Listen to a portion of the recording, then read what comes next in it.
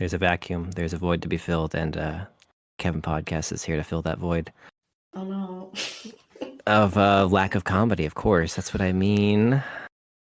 KPod shuffle. I did like to make sure, I wanted to make sure my branding was on point. There are no other Kevin podcasts, but there are a lot of KPods. Really? If you search like KPod on iTunes, tons show up. I don't know if all of them are like K-pop related or are other people's K first names abbreviated onto K.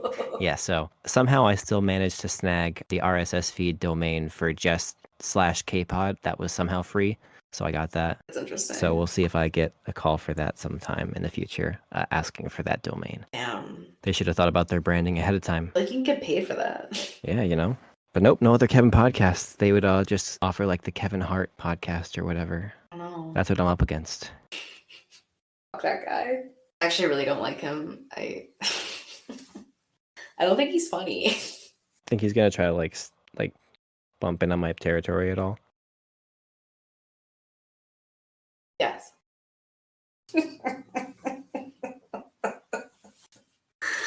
Just a simple yes would do. Welcome to the Kevin Welcome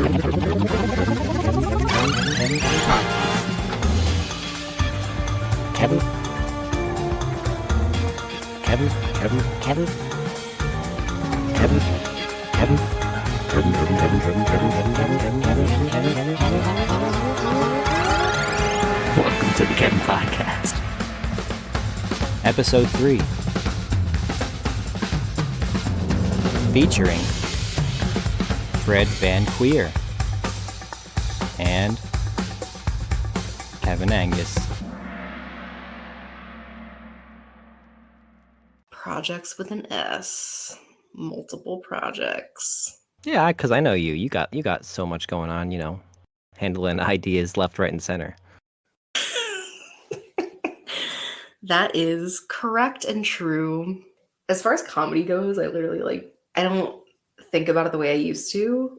Mm-hmm. I really don't write much anymore. I just kind of I haven't felt like writing in years, honestly. Like journal and stuff, but... What was like your primary format of writing before? It was always nonfiction. Mm. I never really wrote like anything fiction, but especially, in college when I was taking writing classes, I took one fiction class and I hated it. I don't remember the teacher's name, but he was like there forever and he wrote several novels and one of them became a TV movie. Interesting, like a Lifetime movie.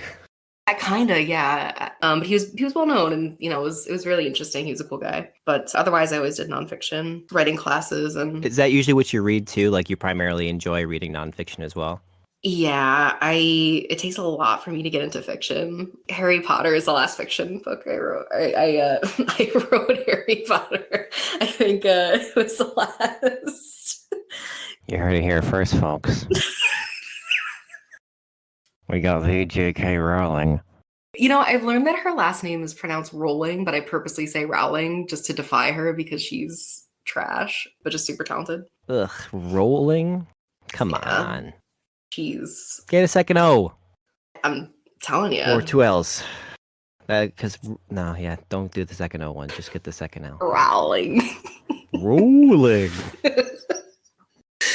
But yeah, I don't know. It takes a lot for me to... I know you and Tom both primarily read fiction. For me, I never fully grasped that fiction was still something quite distinct from like fantasy, sci-fi kind of stuff. Like when I heard the word fiction, to me that was like, oh, so that must include like fantasy books or whatever. And maybe it does to an extent, but when most people talk about fiction, I don't think that's what they're talking about. What do you think they're talking about? Like, they're talking more like the Adventures of Huckleberry Finn kind of shit. Like, I don't know. That trash. Fucking. Okay, like kind of like the Great American Novel. Like that. Yeah, like the dry stuff that they make you read in English class. That you're never gonna read a book that has dragons in it, but it's not a real story. But like, it's not like it's still set in our reality, for like more or less, that kind of thing. Whereas, and it's maybe even set in a real place, like, I don't know. Hogwarts? Yeah, of course, Hogwarts, yeah. Like, that's fiction. Well, so is it like, is just fantasy just a subgenre of the fiction greater genre? Is it just like those are the big two and then it kind of breaks off from there? I don't know, but I feel like when I think of fiction, I do think of fantasy. Oh, okay. Why that is? Maybe because I read so much of like what you're describing, like the Hmm. Huckleberry Finn, like the Great American Novel, whatever that means. Like I said, Yeah, I don't even know what that is. I couldn't even tell you. no, no one does. But I'm not very cultured, as you can tell, but I think you're doing fine. I'm a swine. That's not true. I'm an old man, and I don't have much time left, but I always have time for the Kevin Podcast. It's good that I'm taking the steps to have people here want to be here instead of, Sure. tricking people into being here. I think it's, Yeah. it's a step in the right direction. I just had to, wait for the technology to advance enough for my idea to become very, very easy to pull off in this kind of simple kind of setup. That is fascinating that like I don't know, it makes a lot of sense to me that you're doing a podcast right now.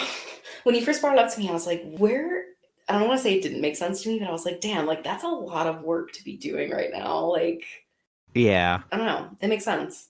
It's funny because it had multiple end results that would be positive, I think. And I think because it had multiple positive outcomes that were possible at the same time, that helped me eventually kind of take the first steps. But there were a few catalyst moments where it kind of pushed me in that moment. And I think part of it was it's been obviously very hard to socialize and meet those kind of needs as of late. And I've never had much comfort or confidence chatting with people online for whatever reason. It's always been it's just not something I do. I know tons of people just have online friends and they've only ever chatted online like this, but that's just not something I've ever done.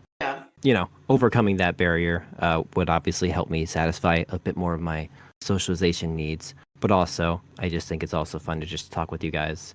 And I felt like I have enough people that I feel I have a good enough individual chemistry with that this kind of format works with them on an individual basis. I'm nervous about ever taking it forward with having multiple people on the same time, but I'll cross that bridge when I have to because I'm the boss and I don't have to make any choice yet. So I'm putting that off for now. But Fucking right. Out of curiosity, why do you feel nervous about it? You don't have to go into it if you don't want to, but no, I have thought about it, and it's more just because I'm unsure of how the dynamic of a conversation between three people would flow in terms of, keeping consistent with the type of formats. So, is the dynamic going to be too different having three people talking as opposed to me having a specific type of chemistry with one person one-on-one at a time? yeah. Because obviously when you have three people or more, you have individual chemistries between the other people as well that you can account for, and obviously that can be a huge positive. That is tricky.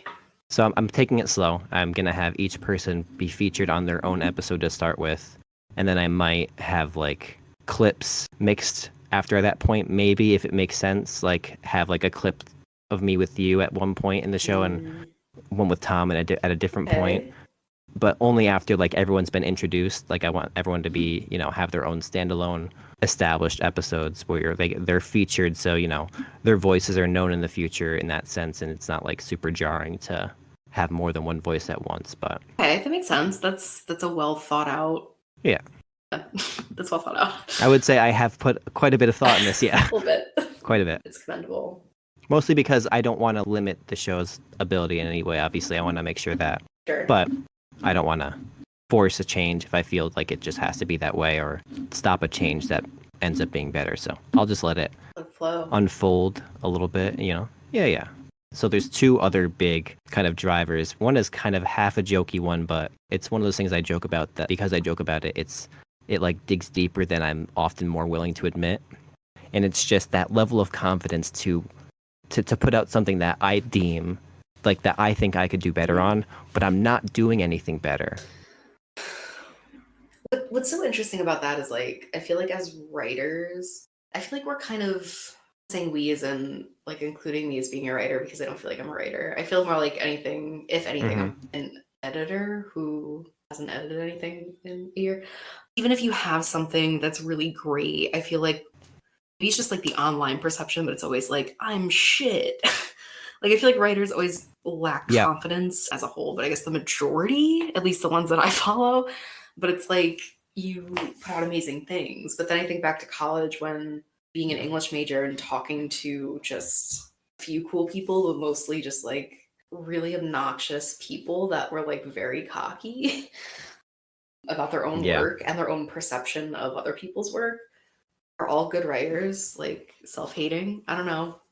I don't know. It's an interesting thing though. There's got to be a balance, you know? It definitely does. But to be that cocky, I'm always just kind of like, I'm 80% sure I won't enjoy what you're putting out based on your tone. Honestly.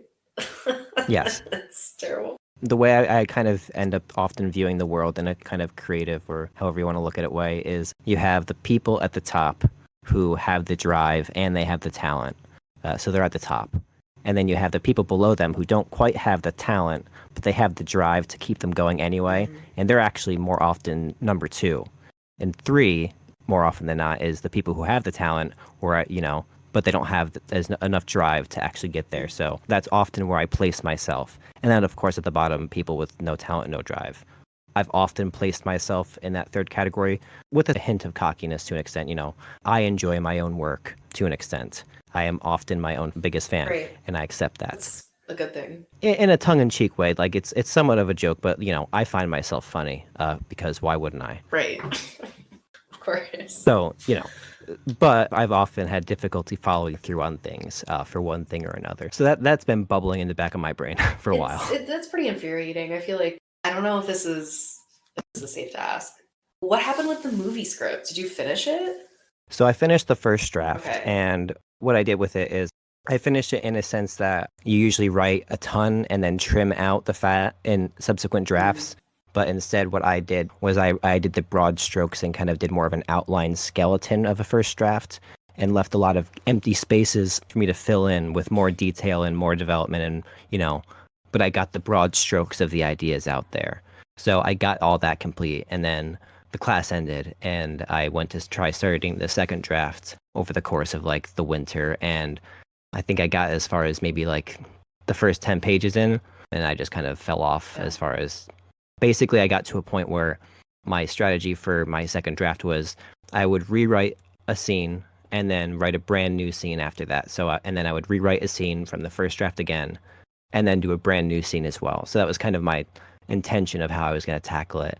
Maybe I just was taking on too much at that point, or there's something about, I mentioned it before, speaking the ideas into existence, having that forum to discuss it weekly kind of helped keep me invested in it. Like just because I had a platform to share the idea with, and it felt more real than just me writing it by myself with no one else to ever read it than me, probably. I get that. So it probably also like helps you stay accountable because it's a consistent time.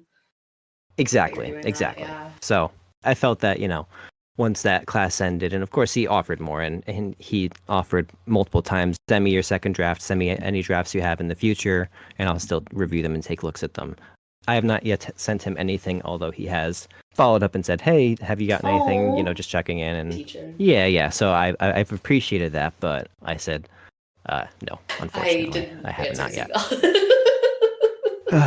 But, you know, I deleted his contact. Maybe off the back of this will eventually spur me on to that. But sure. It's tough. Like, and that might be a good thing if you don't have your eyes on it for a while and then go back to it. And you might like get inspired or see something in a totally new way. And, you know, who knows? That's a good point. Writing is very tricky. Like, motivation that you need to really follow through on something is exhausting. And like versus other hobbies I've had, there's just something about it that I'm not good at having enough self-discipline. Like with baking, like I've been consistently like getting myself to do new projects. I started baking bagels recently. Nice. They're fucking delicious. Wow. They just look weird. It's all good. But like, I don't know, like baking, like drumming, music, like those are things that I feel like I have more self-discipline to continuously work on and like have improvement. But like with writing, it just kind of, I stall and then I'm like, fuck this. Like I could be doing 80 other things right now. So I don't know what that says. But it is weird, yeah. When I've reread it, it was definitely a reflection, if not, you know, slightly exaggerated, of course, for the intention of the story. But it was certainly a reflection of the anxieties I was kind of dealing with the work I was putting off with my own job. And Interesting. I got into really bad habits. I think that's what it came down to, is I just kind of got stuck into bad habits, and because I didn't have the structure that comes with working in a physical office, and I had to rely, again, as I mentioned before, solely on the police force of me versus me. Right. I don't win versus me very often, either direction. Damn, I get that. Yeah, and it can end up in a stalemate where I end up doing nothing, as opposed to, doing something I should be doing or something I shouldn't be doing. I'll end up doing neither. So, Right. Yeah, I get that on a very deep level. yeah. I've been in a really good place lately, but it's like gotten a solid grip on how I need to take care of myself for my mental health to not get the best of me. I feel like I've Yeah. been forced to do that Yeah. with being at home and everything, and I'm okay with that. That's part of what this is for me. Yeah, I get that. I totally get that. Honestly, like I think just doing this, because when you first asked me, I was like, my first thought was like, I have to have an excuse to not do this. But I was like, why is that my first thought? Because like, of course I want to do it, but it's like, what's stopping me from doing that? I knew when I actually would do it, I would enjoy it. Doing it right now, I hate it. No, I enjoy it, and I think it's like, Yeah. I knew that I would, but I don't know. It's that like mind just kind of goes to lack of productivity. So I could just like not. Why do something when you could do nothing, honestly? Right, exactly. And I'm like, I care to myself because I'm robbing myself of a fun opportunity. So I guess that's growth or whatever. I don't know. It's kind of like a mild form of like what is for me my version of pre-show jitters when I'm like leading up to one of these so far.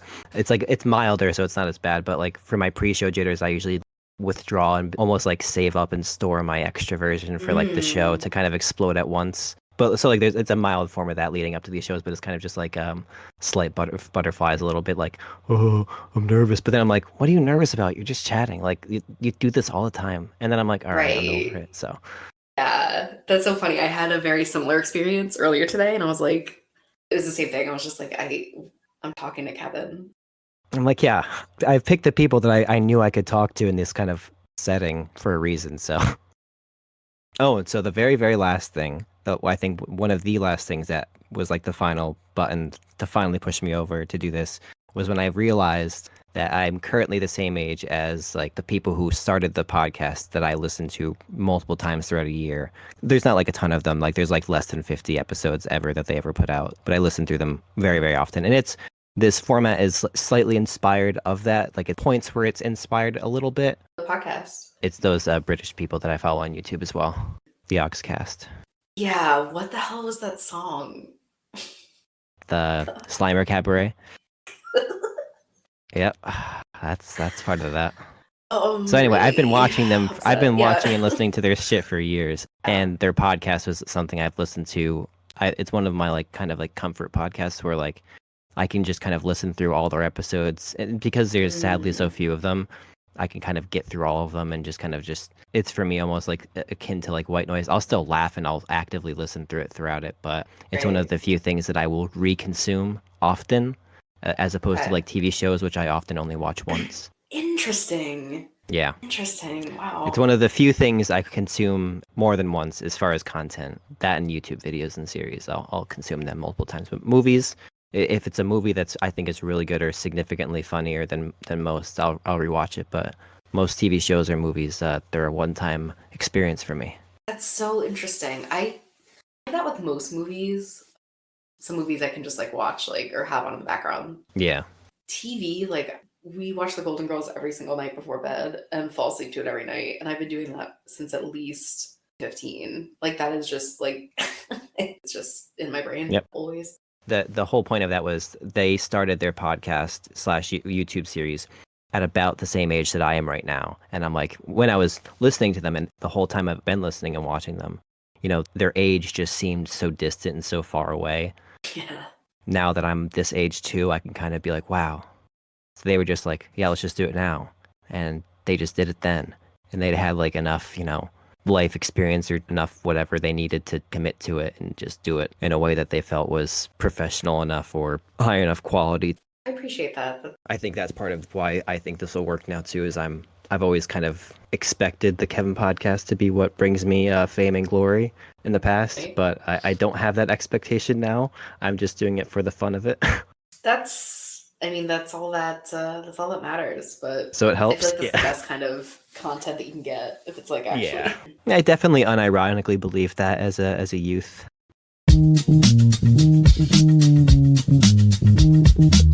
I was recently thinking about this. I think this week I've been kind of like thinking about comedy more just because we were like just not like gearing up, so to say, but just like thinking Yeah, about of doing a course. It makes podcast sense. tonight. Just like thinking about like comedy before podcasts were even the thing that existed. Like back in 2013, like I moved to New York City to have that Mm-hmm. career as a comedy writer, and like I had no idea like what that entailed at all. I just wanted it so badly that it was like worth trying it. And then I was like, I Mm-hmm. don't even. It was just so interesting that I wanted that for so long that I got there and I was like, this is not the life I like. I don't want to live here. I don't want Yeah. to be up past 11. Like, I'm just like, I'm not doing this like long term. This is not happening. But I so quickly knew that I didn't want that. But it's just interesting thinking back on like how I would just watch SNL and like write out the sketches just to like get the feel of writing out a sketch because that's how badly I Mm-hmm. wanted it. And I genuinely believe, like you said, that like I would be making my money Yep. off of this and having this as my career. And it's interesting how you feel in your early 20s versus your late 20s as far as like Yeah. career. Because now it's like I don't have to go into work and make money and sit here and listen to podcasts. This is the actual dream. This is what I wanted. Yeah. It's just for me anyway. Was there a like I want to say the word titular. I know it's not the right word for this context, but was there a titular moment where you're like, I'm done here. This is not. I'm leaving right now. Yes, there definitely was. It was like I feel like it was right after my birthday. And this had nothing to do with not wanting to do comedy. This was like me going through a lot of emotions. Like I moved to the city in August. It was jarring, but it was Mm-hmm. like Culture shock. absolutely. It was fine. Like I adjusted fairly well. Like I had friends. My roommates were great. Like I was getting into the groove of it and then I didn't hate it by any means. So it wasn't even that so much, but like after my birthday, I turned 21 that year. I just kind of, I don't know. I remember my mom calling me and she was so sad that I wasn't there. And it was like extremely terrible. Oh. She was like trying to hide it, but could not hide it. And it was just like really, it was that stuck with me. And then I think by the time it was Thanksgiving, I was like, I really do not want to live here even for like another 6 months. My love of comedy wasn't enough to keep me there because I just really missed my family. And I felt like if I came back here, I would be able to build a career, even if it like wasn't in comedy, and build a life here. And I didn't fully realize it like in those words at the time, but I just felt like it was the right thing for me to do. Yeah. And then I did, and now I'm great. So it all worked out. But it was definitely Yeah. it was a personal choice that had to do with homesickness, to be completely honest.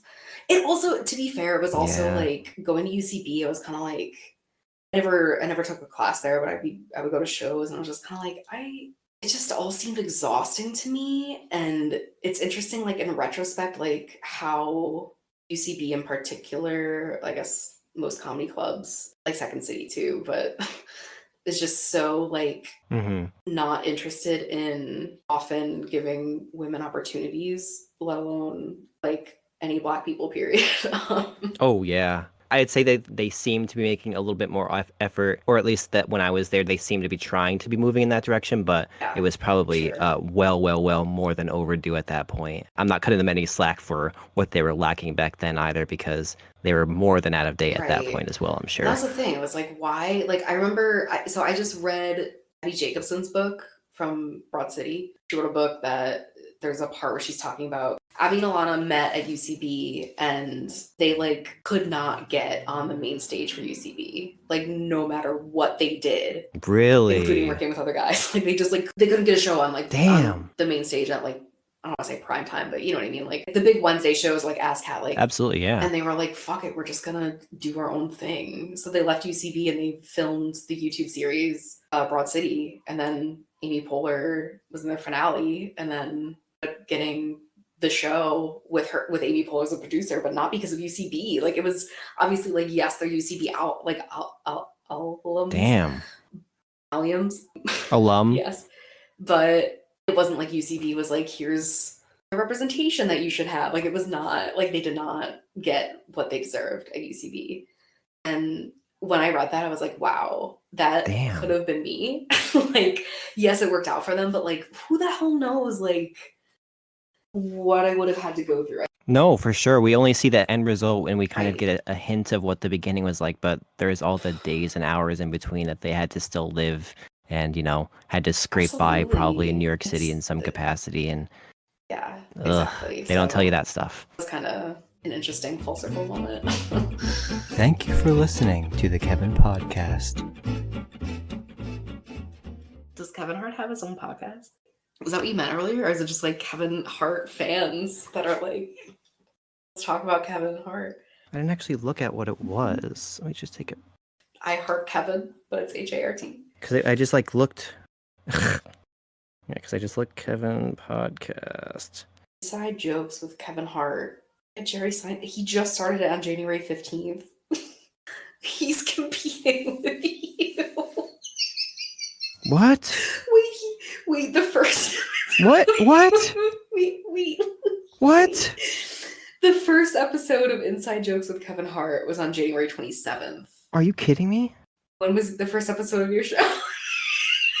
The first episode of the Kevin Podcast was posted on January 29th, my friend.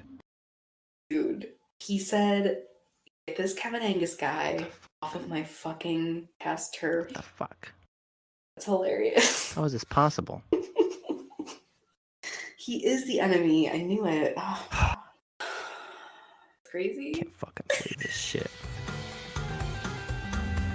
Thanks for listening to the Kevin Podcast. Goodbye.